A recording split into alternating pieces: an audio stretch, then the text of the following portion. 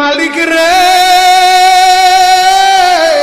আমি বড় পাপী, আমি বড় গুনাহগার। ও দয়ার আল্লাহ, আমি 10 বছর তোমার গোলামি করি নাই, আমি 20 বছর গোলামি করি নাই। আল্লাহ আজকে মনিরুল ইসলাম শরীয়তপুরি আমার ভাই শোনা গেছে তোমারে বন্ধু বানাইলে ওই জান্নাত পাওয়া যাবে। মালিক রে, তুমি আমারে দাও না মাফ কইরা। যুবক রে, যদি কেউ আল্লাহরে বন্ধু বানাইতে পারে তার কোনো আর চিন্তা নাই, তার চিন্তার কারণ নাই গো বাবা।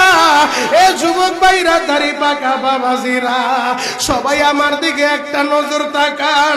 এই যে দেখেন আমি হাতের ভিতরে আহারে টিস্যু দিয়া কাফনের মতো একটা দৃশ্য বানায় ফেললাম। এমন একটা কাপড় আপনার শরীরে একদিন উঠে যাবে, আমার শরীরও একদিন উঠে যাবে। ও চেয়ারম্যান ভাইরা, ও মেম্বার ভাইরা, ও নেতা ভাইরা, ও আলেম ভাইরা, এখন কাঁদতে বলছি শুধু কাঁদবা। জীবনে কত জায়গায় আমরা গোসল করলাম, আহারে কক্সবাজার ঘুরতে যাইয়া সমুদ্রের ভিতরে গোসল করলা, কুয়াকাটায় ঘুরতে যাইয়া সমুদ্রে গোসল করলা।